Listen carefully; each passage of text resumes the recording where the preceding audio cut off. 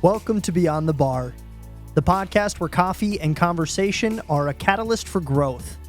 If you've been searching for that coffee with a friend experience that leaves you feeling seen, met, and encouraged, you've come to the right place. So grab your cup, listen up, and together we're going beyond the bar. Hey friends, welcome to Beyond the Bar. I'm your host, Abby. I'm so looking forward to today's episode. I think it is going to be an incredible one for you guys. So we are going to jump right in and I'm going to introduce my guest. They are some customers at Redemption turned podcast guests. So this is a true Beyond the Bar episode for you. So I'm going to introduce them. We have Michelle and Jeremey King. I'm going to give a little brief about their backgrounds, but we'll let them share all of the details. But Michelle is a licensed marriage and family therapist, and Jeremey is a lead pastor at Shepherd Valley Church in Minnesota. And then you're also the president of the Masters Institute Seminary, correct? Yeah, that is correct. So that's their professional bios, but I will let them share the details on kind of the personal ones. So thanks, guys, for being here. Yeah, thanks for having us. Yeah, we're super grateful. Thank you for asking us. Yes, this is like the epitome of what this podcast was supposed to be about, because you guys have been customers at Redemption for years, actually. Yeah. We started coming to Redemption. We after my mom passed, we used the resource and bought a little cabin on Spinner Lake, and we just wanted a place of retreat and rest. And then we found Redemption. We're immediately drawn to it, and we can tell why now. Yeah. And it's funny because you guys have been customers for years, but it was just recently that we started chatting a little bit more interpersonally over the bar. And that was, I think that day I pitched you guys like, hey, would you ever be podcast episodes? And you graciously said yes. And here we are. So we're finally getting in the studio. So thanks. Yeah.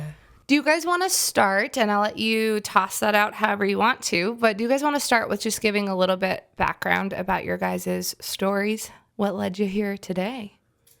Yeah, as we were talking before, even just chatting about this podcast, one of the things that really attracted us to Redemption is, I'm a coffee snob. I love good coffee. I roast my own coffee. Which I just found out, yeah. Which I think is the coolest thing. Yep. In fact, I was a barista during my seminary days for Starbucks. Don't hold that against me. But, there's grace. That's right. But is the idea behind your whole organization, this idea of redemption and your core values were super attractive to us because of our story, and because of how we met and our stories leading up to that. Is a story of redemption, a story where God takes really messy things and creates something beautiful out of them, like in picking up the pieces. And so, Yeah. We lived in California I lived there for almost 17 years. And she was going to move out there for 1 year, and then I convinced her to stay. That's right. And Jeremey grew up in Southern California. I really arrived in California after I had gotten married young. I was 21 when I got married. And by the time I was 25, my husband had decided he no longer wanted to be married. And specifically, he really did not want to be married to a Christian. And so my life had in every way fallen apart. I was actually working at a church in Minnesota. I had to leave that job. And my friend, who had actually invited me to that job in the first place, had moved to California and taken on a church. And he and his wife said, what if you were to come to California and just for 1 year, because you can do anything for a year, was his motto. What if just for motto. 1 year you came to California and you lived with Jen and I, and you just healed. You just had space to heal. You can work part-time and you can live with us. And then in your spare time, you can go to the beach and you can journal and you can read and you can do whatever it takes to heal from this divorce. And I was like, maybe. And so I thought about it for the summer, and then just shortly after Thanksgiving of that year, I moved out to California. And at the same time, yeah. So at the same time, so while her life was melting down, my life was melting down. I was in youth ministry in California, had a really large youth ministry, and the church I grew up in, all the pastors had left. It was in a season of turmoil. And so I was kind of on my own in a larger youth ministry that really, like, I was too young and too inexperienced to really manage. And at the same time, I was in a relationship that looked like it was going towards marriage, but it was pretty unhealthy. The relational dynamics were such that I was kind of a rescuer in that. And like with those kind of relationships, I hit a breaking point and where I was just burnt out. And I remember the interim pastor who has become a dear friend and a mentor, this old retired Canadian Lutheran pastor, Glenn. I sat in the church sanctuary, just he and I just sobbed. And I was like, I'm done with ministry. I'm leaving this relationship. I'm toast. And Glenn just literally held me. He just put his hand on me and just held me. And then he began to put me back together. And he took me to the brand new lead pastor who had just come in and started. And they decided that it would be best for me to have a sabbatical. And so they sent me with Glenn to Africa. He was going out to Africa for a month. And so I spent two weeks at his house in Canada and then a month on the road in Africa. And it was just super healing. And in that time, God really affirmed my call to a lifelong of ministry. And when I got back, the lead pastor said, hey, I've thought about what to do with you. and I think you aren't a flash in the pan in youth ministry. I actually think you're called to a lifelong journey of ministry. And so you've stalled out in your school. You need to go back to school. And so we're gonna take your full-time job and carve it into 3 pieces. And you're just going to keep college ministry and you're going to go back and finish school. And then he brought in this pastor of a local smaller church. It was a much larger church that I was a part of. And this young pastor of a smaller church came in and oversaw all the elements, junior high, high school, and college. And my 2 interns became the high school and junior high directors. And they took my salary and cut it in half, and which at the time thought it was the end of the world, but I survived. And they then gave that money to that pastor, and that pastor happened to be the pastor of Michelle's church. And Ryan and I got to know each other in that context. And instead of keeping that money for himself, that pastor decided, well, my church needs a position called ministry coordinator. And so he used that money to create the position that brought Michelle out into California. I can cry. Michelle and I never knew this until right before we got married. And so if you think about this, like her meltdown and the trajectory of her life, my meltdown, all were the pieces that God picked up and put together to utilize to bring us together. And so our fundamental belief about marriage is that marriage has a couple of purposes in God's eyes. And he does this to, in marriage, he teaches us what grace actually looks like that we see each other in all our messiness. 2, that he calls people together for kingdom purposes. And then 3, he uses marriage to shape us to be more like Jesus in our character. And so taking our messiness and flipping it on its end and making it an example of grace. And for us, we have this kingdom partnership now of we know the hard roads. We know we know what it is to feel like we're at the end of our rope and not be in a great place. And so Michelle came out, and then why don't you tell the story of how we met? Because you're a little bit better at that one for sure. We were working at separate churches, and I had been invited to come over to this pastor's gathering to share my story. and I didn't know anyone other than my friend Ryan, who had invited me to come to this. It was a California, Orange County kind of pastors gathering. So It sounds way cooler that way. It was Lutheran pastors. They were like all 60 and 75 years old. Yes. I mean, the cool version sounded fun too, like the Orange County's pastors get together. It's all Lutheran pastors. Exactly. And so I didn't know anybody. And so the invitation is for me to share this, like, vulnerable, broken down story with these people that I don't know. So I'm like, okay, I'll do that. So I walk into that space and I share my story, and people are amazing and gracious with me. And, the room, as he said, was filled with people who, the median age was probably 65. I mean, we brought that median age down, though. Absolutely. Right. We were like the outliers. Yeah. And so after we were, done having that conversation, we ended up connecting. You were hanging out, and you began to have a conversation. Yeah, with you. Me. Yeah. So in that, I see her across the room. I'm like, oh, she's cute. And then, and she's also not a 60-year-old Lutheran pastor. Also true. So then, she begins to share her story. I was like, oh, right. Okay. I'm a mess too. And she's a mess. So actually, I'm just not even going to entertain this.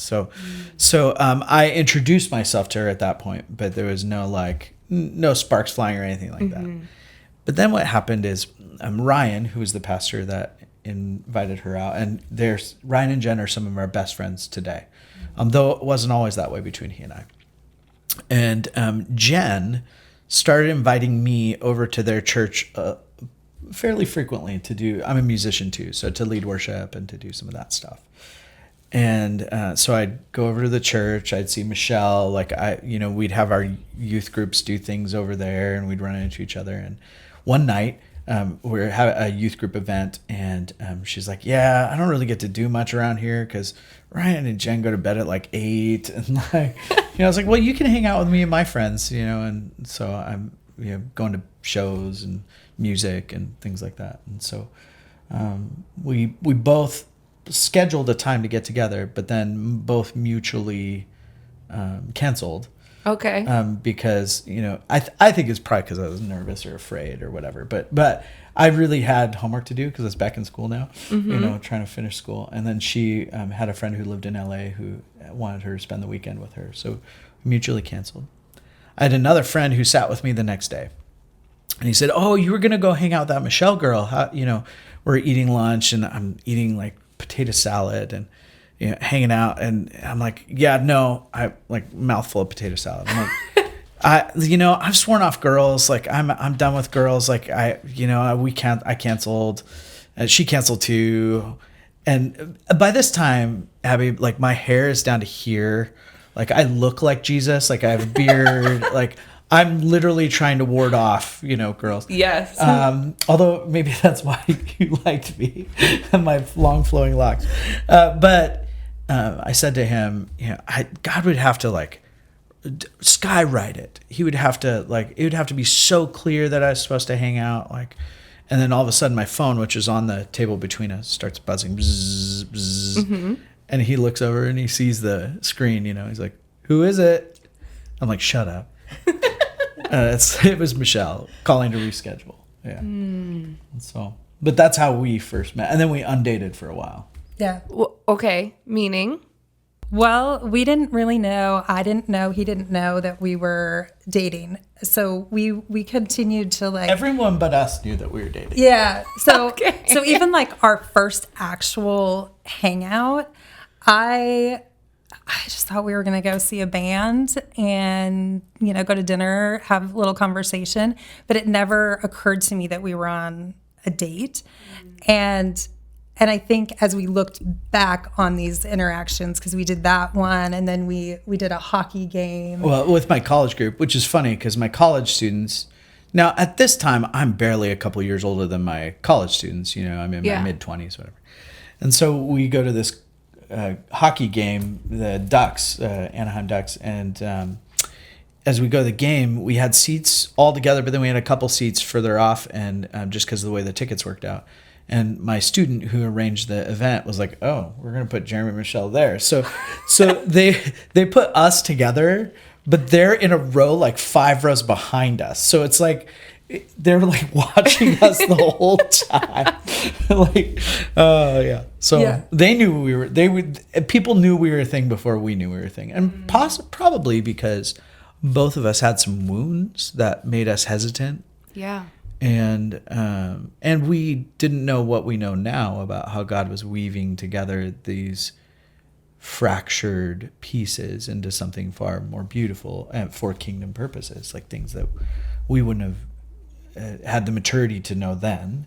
Mm-hmm. And like just we're in the middle of that story. So sometimes you're in the middle of a story and you can't possibly see how it's going to end for the good or for the future, right? And you get hesitant, but yet in the middle of it, like when we look back, we're like, oh, God was there the whole time doing something. Well, and I think a big part of my journey through my divorce was really coming to terms with the image that I had lost, that there was this brokenness, that I didn't have a framework, as Jeremy was saying, for what God could do. I really lived in a paradigm where you just are perfect. You just do it right the first time, and you keep it going in that direction. And I remember so many times looking at my first wedding picture, and people often would say of that picture, you guys are like, Barbie and Ken, like you're just so perfect. And really, when I looked at the picture, that was accurate. Like that's what the picture looked like.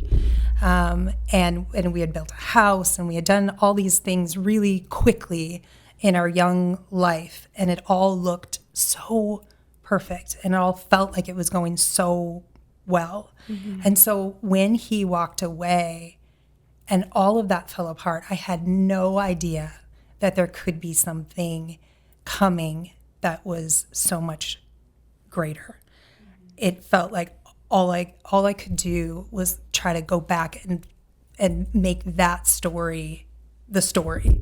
And so as we then discovered that God in his grace was putting us together, that he would take the resources of both of our breakdowns and that he would begin even in that to say, here's an opportunity for the two of you to have a new story, to have something that I'm going to take these ashes and redeem it and put something as beautiful or maybe more beautiful together than what you were trying to put together for yourself.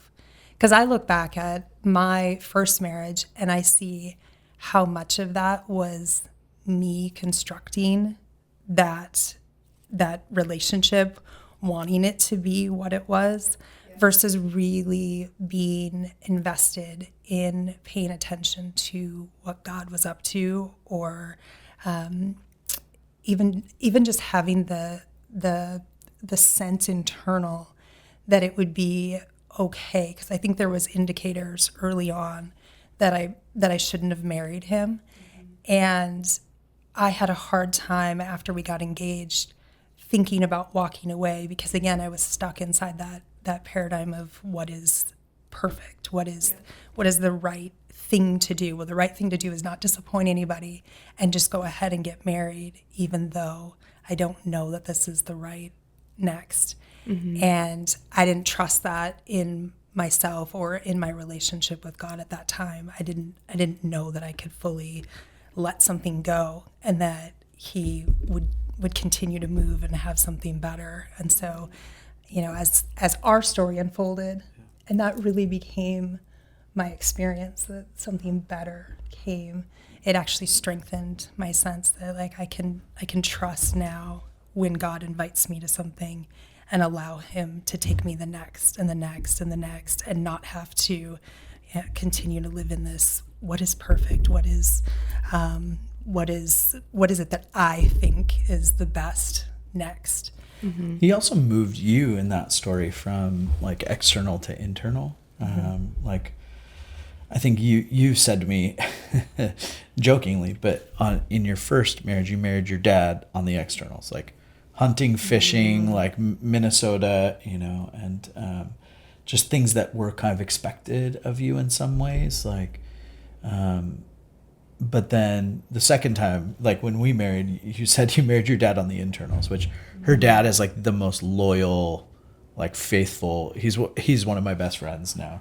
And then she jokes that my dad took you from a California boy and made you into a Minnesota man in like 5 minutes. But yeah. I relate so much to your story.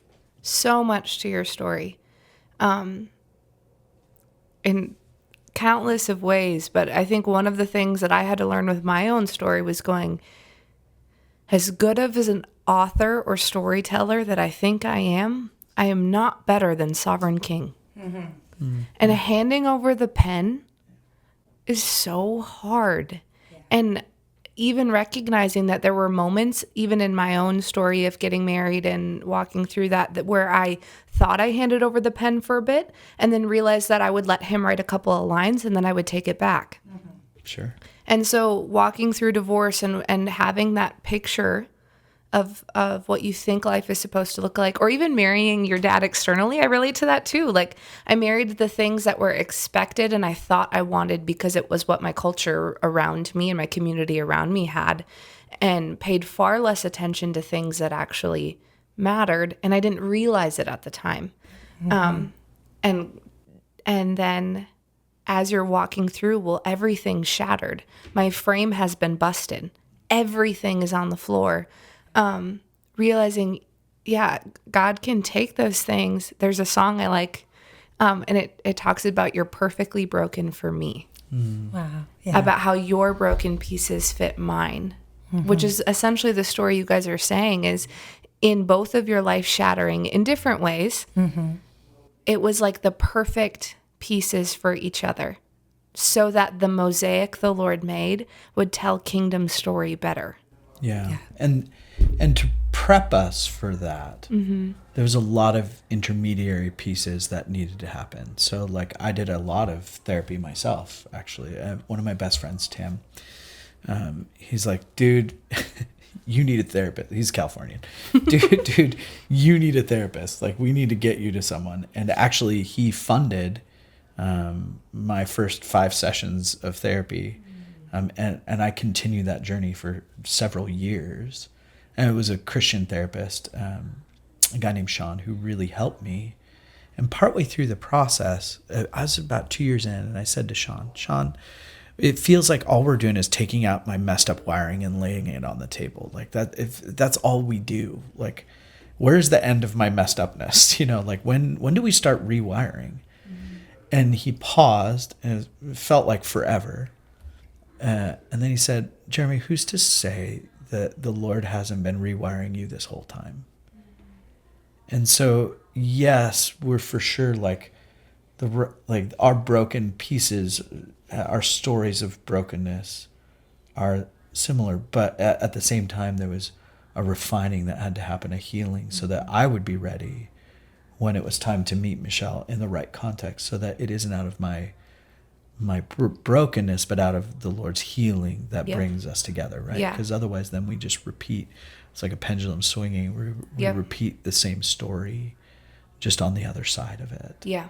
Yeah. So like the Lord, there has to be room for the Lord to, like in John's introduction of Jesus in John 1, it says that Jesus came full of grace and truth. And those two things have to be inextricably bound together. Grace without truth isn't grace, and truth without grace is a hammer, not a balm for healing. And so the Lord has to do something in us with that grace and truth to prep us for whatever the next thing is. Mm-hmm. No, I love that. There's a different book, and it's about marriage, The Sacred Search, and they talk about you are not looking for someone who completes you. Mm-hmm. You're looking to be a completed person with Christ already, who he partners you with to go do kingdom work. Yeah. Yeah. And exactly. so that's kind of the story there. But neither of your guys' brokenness disqualified you from a life-giving, abundant marriage, which is just like incredibly, incredibly cool. So I'm excited for us to get into some of that more. So going from that, you guys met. You didn't know you were dating, but everybody else did. Yep. And you said you found out that story about like half of your income actually being, I just think that's like the coolest detail ever. Yeah. Yeah.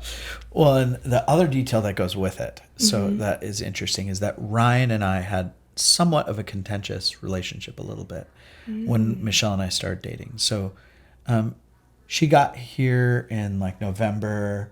We started undating maybe around March. And then it started to get a little bit more like, oh, this is a thing. And Ryan's big brother mode triggered. So Ryan was like, no, like you cannot date. Like she needs space. She needs more space than, later Ryan and I had a very long conversation about this. But at one point, Ryan said to me, if you were a man of honor, you would not pursue Michelle. And by this time, I had actually switched. I had started really attending their church and like helping out on a Sunday basis. I was like, I can't believe he's questioning my honor right now. And so I called Glenn. Glenn had since long moved back to Canada. I'm like, Glenn, I'm leaving this little church. I'm done. And Glenn, in a way only Glenn can do, he's like, do you serve Ryan or do you serve Jesus? Do you believe Jesus has called you to help this church in this season? I'm like, yes. And so he's like, stay. And the Lord will sort out this thing with Ryan. He's just in big brother mode. He'll figure it out. And so I stayed, and Ryan and I were and Michelle and Ryan were pretty tense for a while, just because we felt like, oh, this is the right move. And what it did serve to do, actually, though, is slow us down and give us a good check. Like, and there's lots of sub stories there, but give us a good check in our spirit, like to pause and to like really take stock and make sure that we weren't rushing into anything. But Ryan, on the night before we got married, so we had still asked Ryan to like serve communion at the wedding, even though we had this tension because he's the pastor of our church. So Glenn flew down to do the wedding. So we had a groom's dinner. Another friend of ours had cleared out the whole first floor of her house and put a giant like table that went all the way around, like a connection of those folding tables, so everyone could see each other. And we're all having this meal, and people are standing up, kind of giving us blessing. And Ryan stands up. I'm like, oh, what's he gonna say? and Ryan basically proceeds to say, Jeremy, you're the man with the most honor that I've ever met. You've stuck with me and friendship in this process. You've asked us to help lead your wedding, and so it was like this circle back around of like, and acknowledging that. So the way that God used relationship to go through the fire.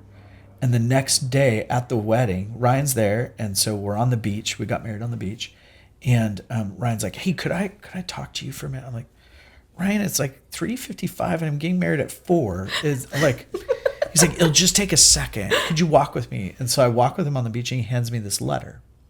And the letter is from he and Jen to us about how much they believe in our marriage and what God's doing, and kind of articulating some of the brokenness that has been woven back together. And then he commits, because I had since left my ministry job completely. I started to be a barista. And then I was a substitute teacher during the day. Also, I could go to seminary. So I was in seminary. So Jen and I would, his wife was also in seminary. So we'd commute up to seminary and like all throughout this time. And so I'm in this place where we have no money. We're rubbing 2 pennies together to hopefully pay for rent somewhere. And he and Jen commit to sponsoring us, supporting us monthly to subsidize our life because they believe in us so much. And they did that for the first year of our marriage. Yeah, while we were. So. Oh, I could just cry. Yeah. And so Ryan, even today, he pastors a church in Minnesota, another larger church. And so he and I are like really tight, especially because our friendship has been through the fire. And so we've had disagreement and come circle back around.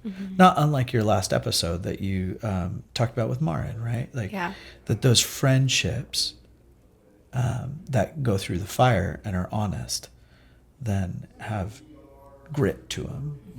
And so not only was God building a kingdom partnership between Michelle and I, but God was building a kingdom partnership between Ryan, Jen, Michelle, and I.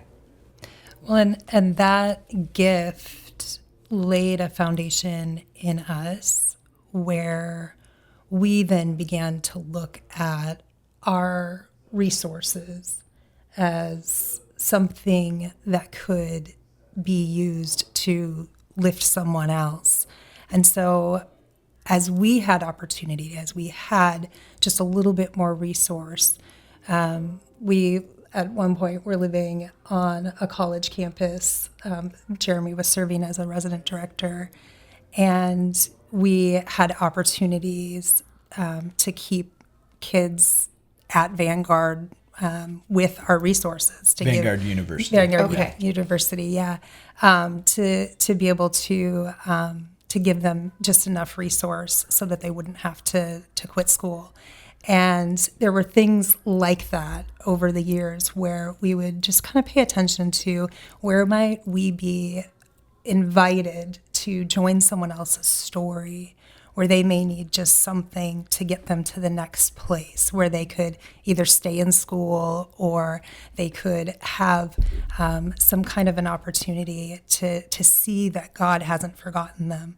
And that for us has really been woven now into kind of the fabric, because someone believed in us so much that now we actually just, we feel it from a soul level that this is what God can do now through us as well. Yeah, it's like as we pay attention to the grace that we receive, then that multiplies in it and becomes the foundation for what we can give.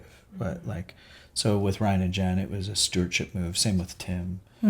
But like the grace that I experienced with Glenn, that just when my life was falling apart, he just listened, and then he didn't say, "Oh, Jeremy, you're done now." Like, he didn't cast me off. He invited me deeper in where healing could happen. So it's like all of these things that have shaped who Michelle and I are becoming. We're still on that journey, obviously, but we're now 20 years past that point, and that who we are becoming is based on the seeds of grace that are planted in times that we don't even know at that moment. Well, and I think that's the part that is so encouraging and like a helpful reminder is it's easy to be in the moment and not see any of those things, because it wasn't like you guys were seeing how all of those were going to play into your story when you were there in those chapters.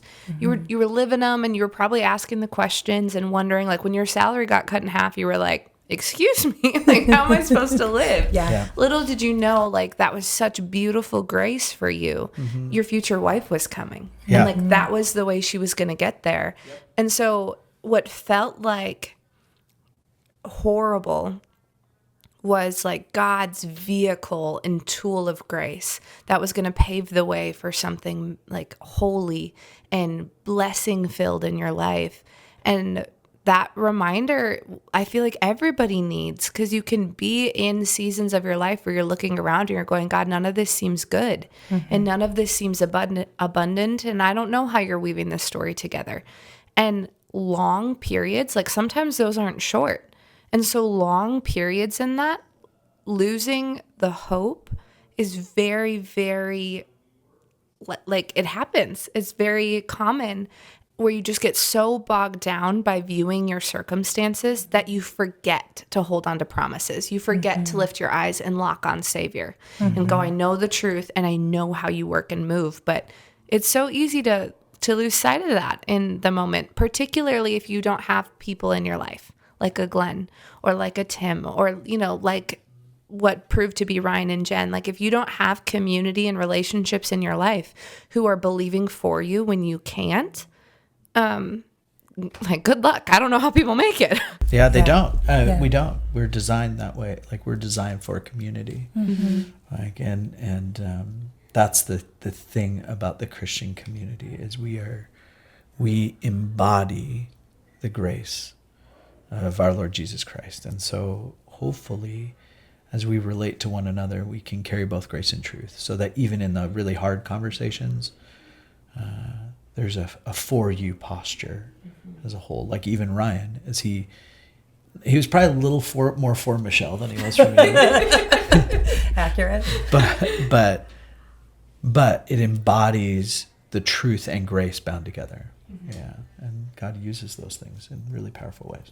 And I love that because I think people who have been hurt by people who call themselves believers, and it's typically in something where you would go, well, either there was a lot of truth without grace, and man, like you said, that's just a hammer and not what our Lord does, or there was a lot of grace and there wasn't truth, and that's not love either. And so a lot of times I think people have offenses with the church, or they've got offenses with people who've claimed to be followers of Christ, and you would go, you were hurt by like imperfect people, like you were hurt by brokenness and sin, because like a perfect heavenly Father, it's both. Yep. So I love that. And it's a good reminder for all of us. Like when I'm approaching a conversation, am I doing both? Is that how I show up to relationships? Is that how I show up to conversations? Because if I don't, maybe I'm being more harmful than I'm being helpful. Yeah, absolutely. And then the posture in it too is this posture of humility, like, because as we go to, so like Paul says, like, hey, when you go to correct someone who's in sin or is broken, right? Like do so with humility, because you might find yourself in the same, position. So we posture ourselves in these conversations of grace and truth of like, all right, Holy Spirit, not only does this person not know the end of the story, but I don't know the end of the story. In fact, I have just this little window, but how can I today ascribe unsurpassable worth that you ascribe to the person that I'm about to talk to? How can I represent that right now, right here? I like that idea of being where your feet are at, because it's really easy to not. And when you don't, you can just miss some of those opportunities, because it takes, like you said, it takes paying attention. And if you're not paying attention, you can either completely miss opportunities, or sometimes you can brush past them in ways where you go, man, that was pretty ineffective, because you just like, you weren't where you were at, and you weren't being attuned to that and paying attention. And to try to tune into like, how do I be a vessel of grace and not like the fountain of grace, are two different things. Yeah, absolutely. Well, Michelle is really good at this. I think some of it is your training, but it's also who you are, who God made you to be. Like you, even last week I move super fast. I'm a 7 on the Enneagram, if you know what that is. Like I'm all fun all the time. My friends call me a golden retriever. I move 1,000,000 miles an hour.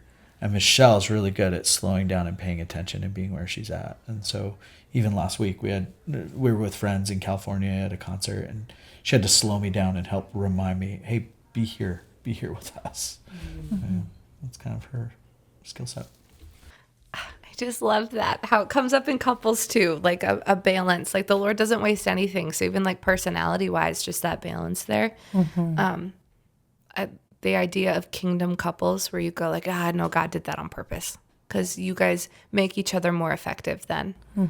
And bring that rubbing still and that correction, so that hopefully you're just continuing that growth journey or continuing that sanctification, which is really cool. Love that. So cool. So how, taking some of that, did God get you where you guys are now? Because you graduated seminary. Yeah, that's right. And then another degree after that.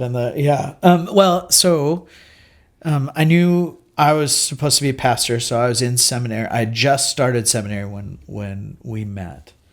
Or I was going into, I was just finishing college. You were just finishing college? I crammed a 4-year degree into 8 years. So, I was wandering, doing my thing. And so then as we were really getting serious, it was like, oh, it's time. Like, I think I'm called to seminary. And at the same time, God was bringing you this desire to become a marriage and family therapist. Why don't you talk a little bit about that? Yeah. I grew up in a family where the struggle with mental health was kind of all over the place. And I often was trying to put language to that, trying to put some kind of framework around it, like what is happening here. I want to be able to like get a grounded sense, of, is this about me? Is this about these other folks that are in the picture? And in my family, they just didn't have the ability to talk honestly about it. And so when I would bring up, like, this doesn't feel good, this happened, this trauma happened, and I want to be able to say what this is, there wasn't language for it. And in fact, a lot of times there was more of a denying of experience, to kind of keep the family together, to make things work. At least in their perspective at that time. Yeah. That's what would keep the family together. That's what they thought. That we don't talk about it, we shove it under the rug, and we just move on. Well, I think that's pretty common. Yeah. Of a family dynamic. Yeah. And so I grew up in that. And so I think that was my first sense, because even when I was married, the first time, I wanted to be a marriage and family therapist. And I think much of what drew me to that was actually trying to make sense of my story growing up, trying to figure out what is that, put language to it. And then, of course, went through my divorce. And I think it really became clear at that point that I wanted to be part of helping heal stories, like understand what, not only what had happened, but help people find a path forward. And so that was really my kind of step into that world. And I think for myself, noticing as I did different jobs in ministry, that my real heart when I would do my job, because I did youth ministry and then I did this ministry coordination job, which was really to help people kind of find their fit in the church. Where are they going to plug in, and what are they going to do in the church? And when I would sit with people, I was most interested in their stories. I was most interested in, like, who are you? And as I got to learn about them, I think I recognized that there would come a point where I didn't have actually the tools to take them any further. And so that desire continued to grow to become a therapist. You should also talk about your assignment to create the grief group from Oh, Ryan sure. when you got there, because I think that was a huge move for you to That become was. a marriage and family therapist. Yeah. Yes. So, Ryan, who, the you can do anything for a year kind of a guy, I think just really believed that I was much more confident and flexible than what I maybe was. I'm like, dude. So, come out to California, and the first thing that he assigns me to is 3 women who had all lost their husbands in different ways to death. And he's like, you should start a grief group. And I'm like, that sounds like a terrible idea. Like, I have no idea how to do this. Like, zero. Well, and you hadn't actually lost your spouse to death, so it's like a different. It was a different deal. kind of loss. Yeah. And so I remember going to a bookstore and finding a book on grief, and it was like, me scrambling to read this grief workbook and figure out what do I even do with these people.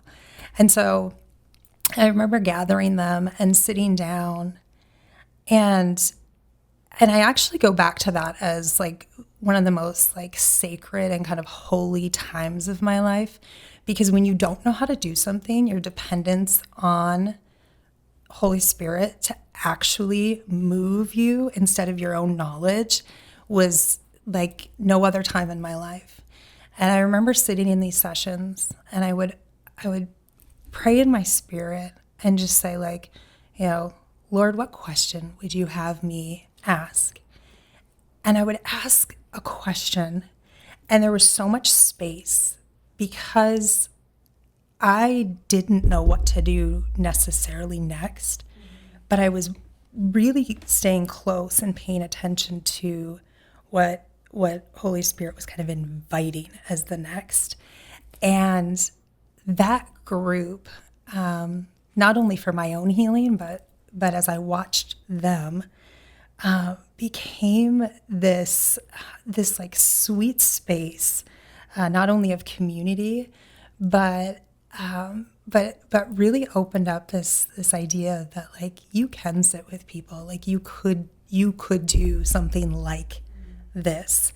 And of course it also brought up for me this sense of like, I would like a little more training, you know, like I'd like to actually have the skill set to be able to do this. And so that was a big piece of fun bonus like information.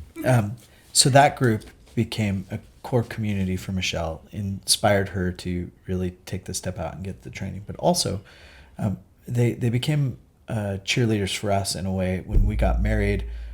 So, you know, like I said, we were rubbing two pennies together. Most people measure their wedding in like how much it was per plate. Like it was $10 per plate for our wedding. Yeah. We were negative $10 per plate because the church ladies like ran the whole reception for us.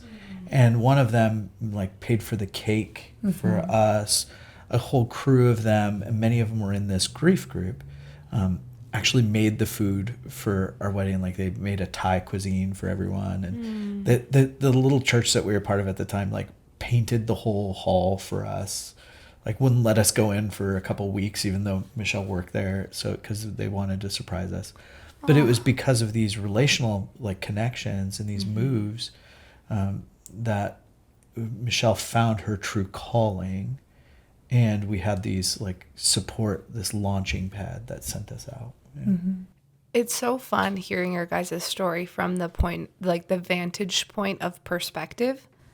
But being that I'm 25 right now, so I was right around your guys' age when this was kind of playing out. Yeah. And so it's easy for me to put myself in the boots of your story a little bit more and go, how encouraging that you guys didn't know. Like you didn't have the vantage point perspective at that point. And so it's easy for me to sit at this table and go like, cool. Like you guys just knew, and you like knew where you're going and what God was going to do. Like you knew how you were going to get 20 years and be here, but like you didn't. No, not at all. Like you didn't know the degrees you were going to accomplish and finish. You didn't know what the Lord was going to do with those, the impact you're going to have. So it was this heart condition in both of you, like a willingness. Yeah. And that's so encouraging, because it can be really easy for you to look at the stuff you got and the tools in your tool bag and go like, I don't have the right tools to build this thing. Yep. And not that there isn't time to go get the tools, because both of you guys have done that. Yeah. And God continues to do that. But to not disqualify yourself because you don't feel like your tool bag is kind of light. Yeah. It's just so, like, I love that about your story. Well, and one of our prayers has always been, Lord, give us a job that we can't do without you.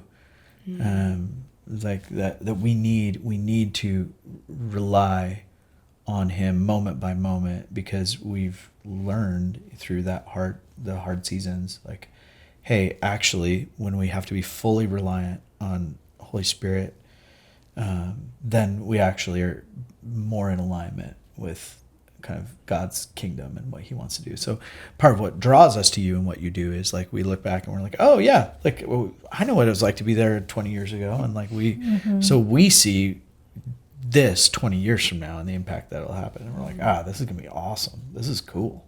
I would cry. But no, I mean, that's kind of the hope. And I think it's easy to get in the daily grind of things and go, I don't even know what you're doing. Because, you're looking at your bank account or you're looking at things and you're working and you're like, God, I don't see any fruit, or like little bits of fruit, but you're like, it's tiny. It's like a tiny little. Like your story's just been really encouraging of like, okay, you don't have to know the whole picture. You don't have to know the whole story. You don't have to know what God is writing. You just have to know he's a good author. Yep. Yeah, what Glenn said to me is just keep saying yes to Jesus. And that advice has never failed me. Like, just keep saying it. Now we got to learn how to hear if it's Jesus or, the bad pizza I had the night before or whatever it is. But we have to discern that voice in community. But keep saying yes to Jesus, because his pathway for us is always going to be the best. I love that. Well, we're already decided that we were breaking this up into a 2-part episode. So we are going to tease our whole community with dropping a bunch of good stuff. And then in the following Tuesday, when we drop an episode, getting into tactically, what does this look like?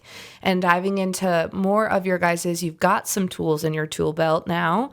And so we're going to unpack that in episode 2 here of what does this look like for us? What are some ways that we can embrace the journey of growth, and what does that kind of look like? So we're gonna save that for part 2.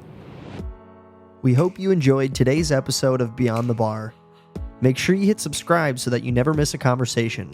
And to check out more of what Redemption has to offer, and to join our email community, head over to our website at redemptioncoffeehouseandroastery.com.